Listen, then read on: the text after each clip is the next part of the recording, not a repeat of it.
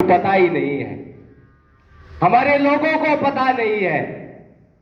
भारतीय संविधान में बाबा साहब डॉक्टर अंबेडकर ने हमारे पीछे झाड़ू बंधी हुई थी, मुंह पे हंडी बंधी हुई थी, पैरों में बेड़ियां थी, हमें पढ़ने नहीं दिया जाता था, हमारी बहन बेटियों की इज्जत सुरक्षित नहीं थी।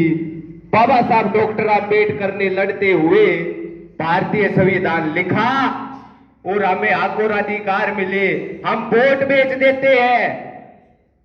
वोट बाबा साहब डॉक्टर अंबेडकर ने कहा कि औलाद से बढ़कर वोट हमारी है और हम पौए और दारू में बिक जाते हैं। भारतीय संविधान में जो हमें हक और अधिकार मिले, पहले हमें यह समझना बहुत जरूरी है कि संविधान है क्या। संविधान क्या है? एक संविधान वो था जो बाबा साहब, जो हमारे पुरखे ने जिसको चढ़ाया था 25 दिसंबर 1927 को, मनु समृद्धि, मनु का विधान, जिसमें हमारी गुलामी लिखी गई थी। हम अगर वेद उच्चारण मंत्र सुन लेते थे, हमारे कान में शीशा पिघला कर डाल दिया जाता था। अगर हम उच्च बिरादरी या अपर कास्ट के आदमी के साथ बैठ गए तो हमारी क्या नाम है, पीछे से कुल्ला काट दिया जाता था। यह हमारी स्थिति थी। अगर इस देश में हमें जो समानता मिली है वो बाबा साहब डॉक्टर अंबेडकर, कबीर साहब, गुरु रैदास, चोखा मेला, ये हमारे संत जो थे, इनके कारण हमें आज हम बोल भी रहे हैं। वो बाबा साहब डॉक्टर अंबेडकर, साहब काशीराम, दीना बाना जी, डीके खाबड़े जी, इतने महापुरुषों ने कुर्बानियां दी, सब जाकर हम यहां पर बैठे। और संविधान क्या है वो समझना बहुत जरूरी है। ये सुप्रीम लॉ ऑफ लैंड है संविधान। सभी कानूनों का दाता है, दाता। सभी कानून इसके नीचे है, नीचे। जितने भी मंत्री, एमएलए, जो भी बनता है, सुप्रीम कोर्ट है या हाई कोर्ट है, वो संविधान के नीचे है। संविधान सबसे ऊपर है। और जो संविधान पहले चलता था, मनु समृद्धि, वो हमारे दादा ने चढ़ा दी थी। वो हमारे दादा ने, बाबा साहब डॉक्टर अंबेडकर ने चढ़ा दी थी।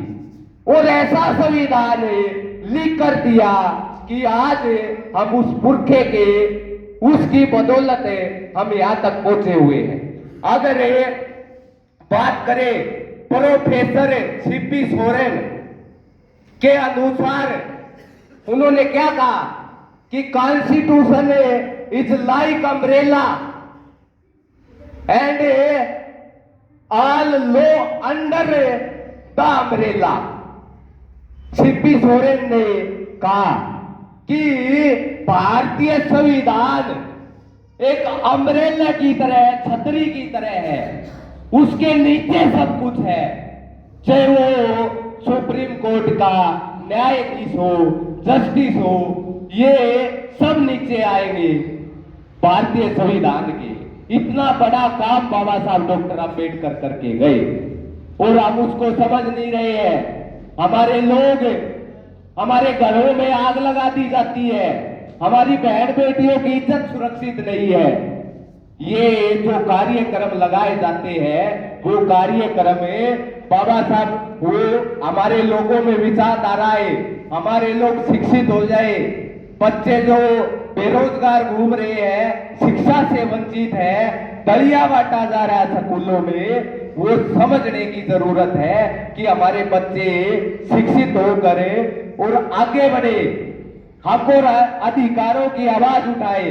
इस देश में अगर संविधान लागू होने के बाद इनको 20-25 साल तक समझ में नहीं आया कि ये क्या हो गया, हमारे लोग नौकरियों पर जाने लगे, आईएएस आईपीएस बनने लगे, अधिकारी बनने लगे, इनको समझ में ही नहीं आया।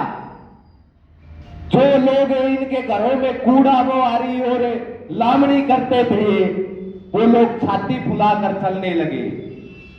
और जो ऊपर जो लोग बैठे थे उन्होंने देखा वो काम की जब बोलते तो वो मना कर देते। तो उन्होंने देखा ये कैसे हुआ। 20-25 साल में उनको समझ में आया कि ये काम तो डॉक्टर बाबा साहब अम्बेडकर करके गए, ये बाबा साहब कर गया। 20-25 साल में दुश्मन को समझ में आया। अब उन्होंने क्या किया, उन्होंने सरकारी जितने भी महकमे हैं उनको प्राइवेट कर दिया, बिजली बेच दी, रेलवे ठेकेदारी में दे दी। ये सब हो रहा है ना, हमें उससे अनभिज्ञ है इसलिए हमें पता नहीं है। रेलवे को बेच दिया, बिजली को बेच दिया, बीएसएनएल बेच दी, ये हमें पता ही नहीं। हमें नौकरी कहां मिलेगी। हमें अगर रिजर्वेशन की बात करें, हमें प्राइवेट में है ही नहीं। जो गवर्नमेंट जो वैकेंसी निकालती है उसी में हमको मिलता है। ये देश में नए नए षड्यंत्र लेके आए, राष्ट्रीय मुद्रीकरण पाइपलाइन देश में, उसके तहत प्राइवेट सिस्टम लागू किया, एफडीआई के तहत मॉल खोल दिए। जिस क्षेत्र में 10 लाख से ज्यादा संख्या उस क्षेत्र की है, वहां पर मॉल खोल दिए।